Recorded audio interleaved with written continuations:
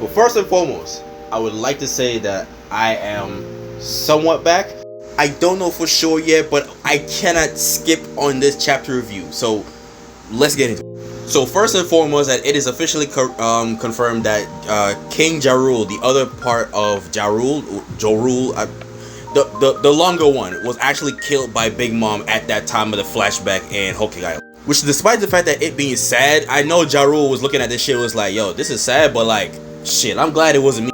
Moving on to more current days, Loki is still trying to get like the warmth and happiness of Idris, but Idris is still looking at this shit like, I don't want that baby nowhere fucking near me. Basically just disowning the baby entirely. Also, look at the size of this. God damn. Meanwhile, that's going on. Elbaf is in a whole rude awakening. People can't harvest crops, people can't fish to get food, and the weather is going crazy. It's snowy and all. Just it's all chaos in Elbaf. Chaos, which everybody, well not everybody, but like mainly Idris and a few giants are blaming Loki ever since he was born because he looked cursed. Fast forward, one of the old giants is trying to take out fucking Hydruden due to the fact that he is the older brother, and because of that he should take his actions despite the fact that it wasn't even his. I still keep forgetting the fact that despite the fact that this man is shorter than Loki, he is the actual older brother. Like, he's supposed to be like the Thor to this man. Ida runs in trying to protect Hydruden, but she gets choked out by the old dude, and right before this old dude almost killed her, King Harold, her husband, just came in and flattened the dude, just straight up killed him. So while King Harold was talking amongst all the people of Elbaf saying that they shouldn't fight and there's unity or whatnot, these group of ships came in to seek aid and food, and obviously Harold welcomed them with open arms. Fast forward all of that, this bitch dead, Idris is dead, and then we finally get to see Harold interact with Loki. But it seemed like Loki has already grown up. At least by this age, he probably is like maybe 1 or 2 in human years. I don't know how much in like actual giant years. But you can tell by this age, due to the consistent abuse of Idris, yeah, he has no like sense of like joy or anything like that. Whatever that was there, but whatever chance he got beforehand has completely left. And due to those set of abuse, we now officially see it at this current time. This is when he started having the little bandage around his face. Oh, my bad. I said 1 or 2. I'm sorry. He was just a few months old. But at the same time, that's only in giant years. Human years, he should be like a few couple years down the line. Here we see King Harold send some of his men out to branch Route 1, for it'll help him with inter-village trade and communication. At this current time, this is where they start bearing fruits and the winters of Elbaf start to come to a close. Meanwhile they're doing that, Loki is stuck with Astrid brother, which I don't think we have the name for. If not, I don't fucking care. And due to the fact that Astrid is dead, he hates him for that because he also believed that he's cursed, so he's treating him like shit too. Here we're in the realm of the dead where Ida's tavern is where is at, and Hydruden, the son, is very concerned of Ida's safety due to the fact that this is the realm of the dead, and well, it's one of the most dangerous, if not the most dangerous place on Elbaf. But there's nothing to worry, for Ida said that it's the coastline, due to the fact it's the coastline that it is separate from all the beasts and like danger essentially. Fast forward to 56 years ago, Ja Rule's house, where it is said that there was an incident during the reverie that Ja Rule said to Harold.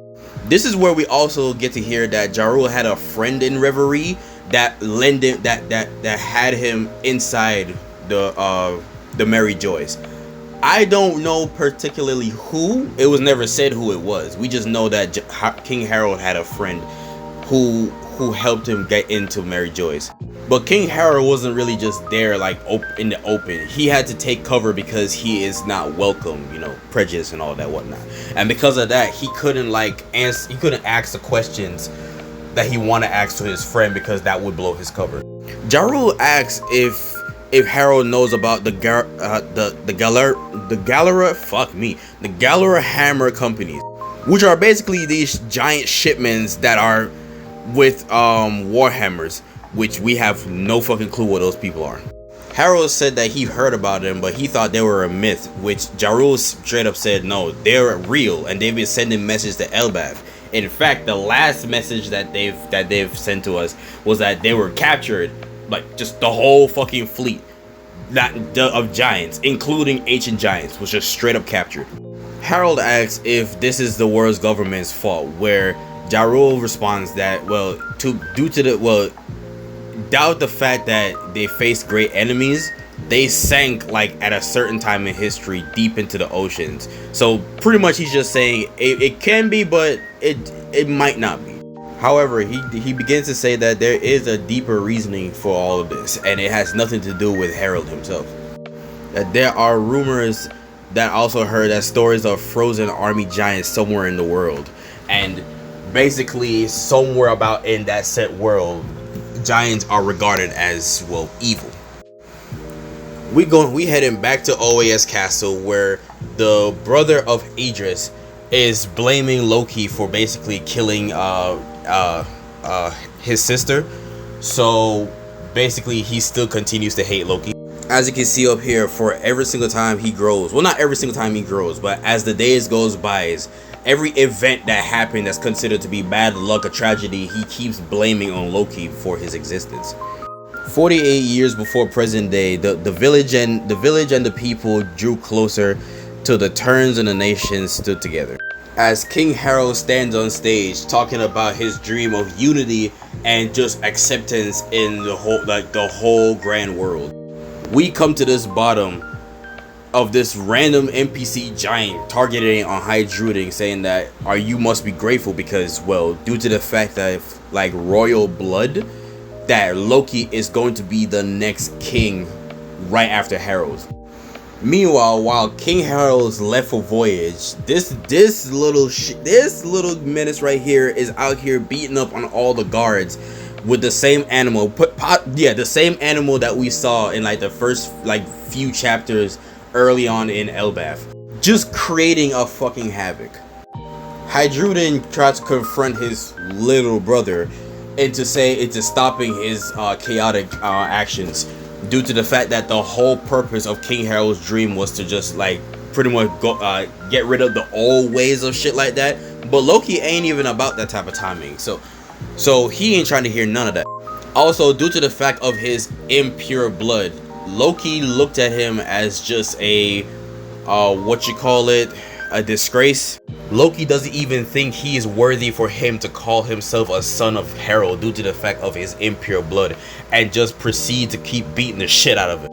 In the background, we see young Gerd and young Goldberg, and I think young Stason, we saw them rushing in trying to help Heidrun with first aid kit and everything like that.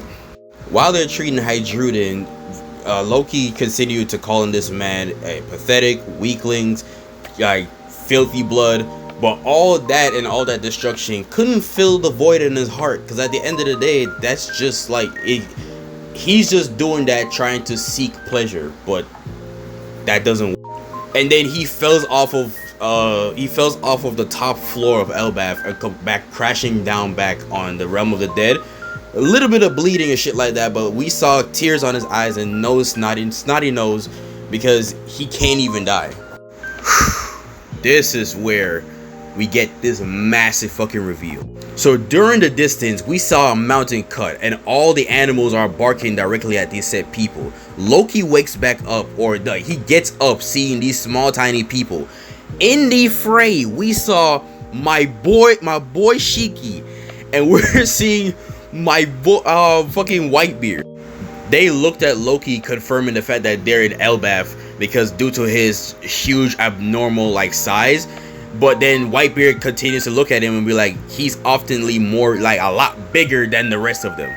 Then this man came out of the fray asking for two questions: if this is Elbaf and this is where we can find Harul, as we see the full reveal of Rox D. Sebek, a future captain of Rox, and also the father of Blackbeard. Holy shit, we got this man before GTA 6 is insane. It's also said that he killed some random admiral, and because of that he got a fucking full bounty, possibly like 4 bill. Like, look at his design though. But yo, comment down below what y'all think. I give this a 10 out of 10. And without further ado, I'm gonna sign off, making some more content down the line. Stay tuned.